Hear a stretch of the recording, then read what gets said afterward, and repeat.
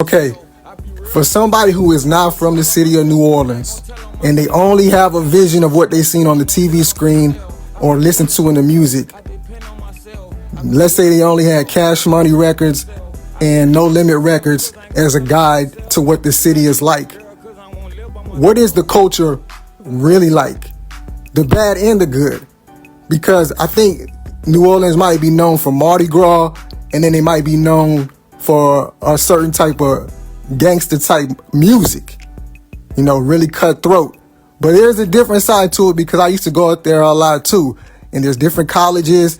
And so people are exposed to different type of cultures. There's the food culture. Tell them what it's really like to live in the city. Man, New Orleans, man, that real cutthroat, you hear me? Shit, man, I'm talking about nigga your head from bumping them in the store. You did? You could be on a block and nigga could be starving around that. If that ain't your partner like that, and they got shit like they got somebody that's coming through to buy some drugs, and this not your homeboy, and he lay up there and sell it to him before you get a chance to sell it to him, like some you could start right there. This could be at each other top, man. I mean, on that there, I could go all day. We'll be talking hours about the street life, but shit, that bitch, man, and we got our own ways, got our own slangs, our own words and shit like that. Even though people all around the world, our style about everything, you dig?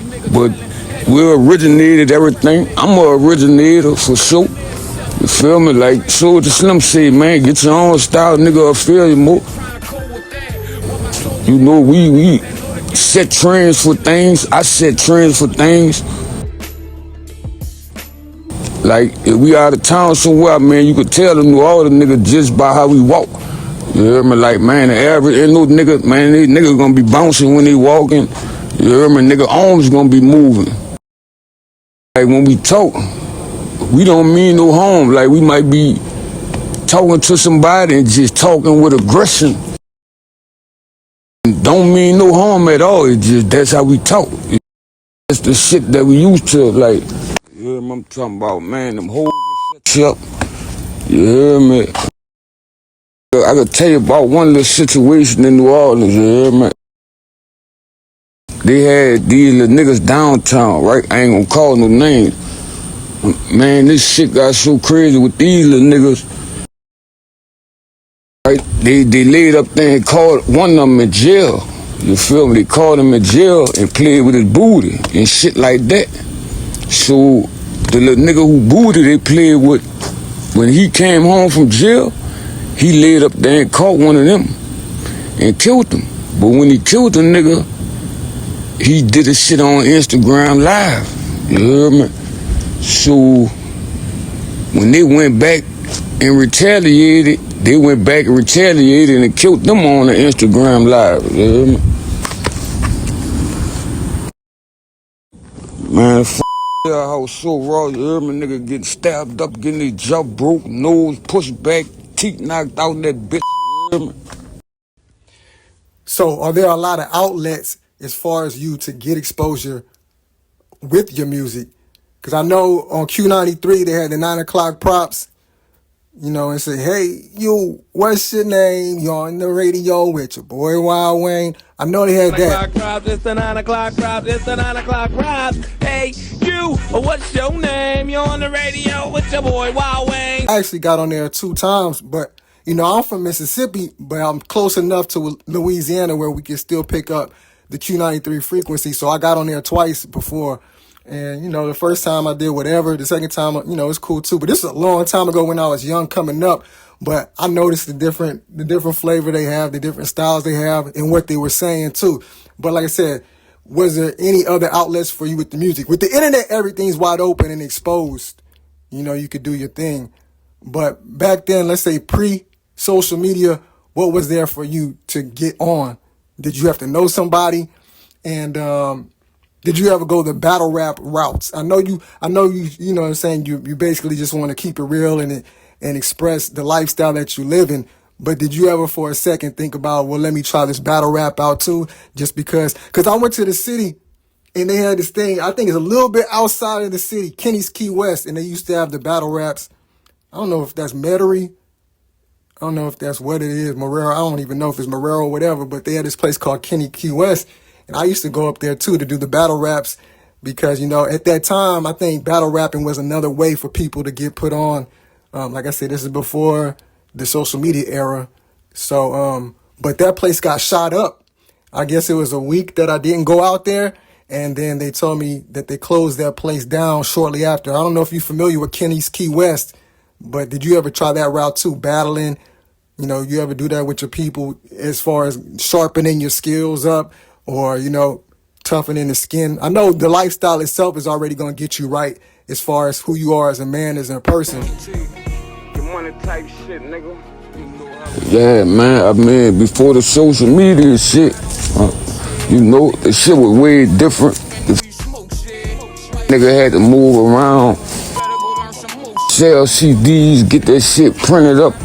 Shit like that, I saw a lot of bread in that era and shit like that. As far as in New Orleans, with the outlets down here, I wasn't ever a battle rapper type of nigga, right? So we used to have shit at clubs, though, like that. Like I'm saying, you come in first place, you win $500,000, shit like that, and I made my name from always winning that type of shit, coming in first place, and you know what I'm saying? I always put bread up behind myself and had support, you know what I'm saying, and people around me to keep me going, cause that's, I mean, you can't rap without no money, for one, you dig, and we had, you know, we might get opportunities and shit like for instance, at the Highland Wolf, like they had the industry influence going on at one point in time. Like I was cool with that, you dig? I paid my bread and got on, you know. Successful 5 was in charge of that, you feel me? And a lot of people felt different ways towards homie, and I respect homie like a cause he wasn't nothing but a hustler, you feel me? And niggas was getting mad at him from charging, you feel me? And it's like, man, you got 1 million niggas out here rapping, you heard me? So we need to see who's serious, you dig? And yeah, man, I did something at the bottom line. They used to have events, you know, if you win, people bring you out of town and shit like that. I left there and met this man named Mr. Clarence. He's from Mississippi. He got me my first exposure, you feel me? So like I was always winning shit like that and winning trips out of town, this and that, you know what I'm saying? At the one of the events at the Highland Wolf, that's where I first met Kevin Gates at, you feel me? I met dude in up, like, me and my little homie, his little name was Tough, you hear me? Tough the God, he got killed in New Orleans East. He was making a little noise with the rap shit. Me and him met in the Paris. We was on a red band together, but we in that bitch rocking that bitch one night. You know, we called Kevin Gates' attention. I lays up there, go to the bathroom and shit. Me and Gates go to the bathroom at the same time. We end up running it in the bathroom and shit. And I had just heard him, cause one of my little homies, he used to be in Baton Rouge and shit like that. He came back down with his music, and it was a coincidence. I had just got on a nigga shit, so I'm listening to him. He had a song called Never Change. I liked that song. So when I saw him in the bathroom, I'm like, look, I said, look, homie, man, run that bitch for me. You hear me? He left there and got on stage and performed that bitch, because I asked him, you dig?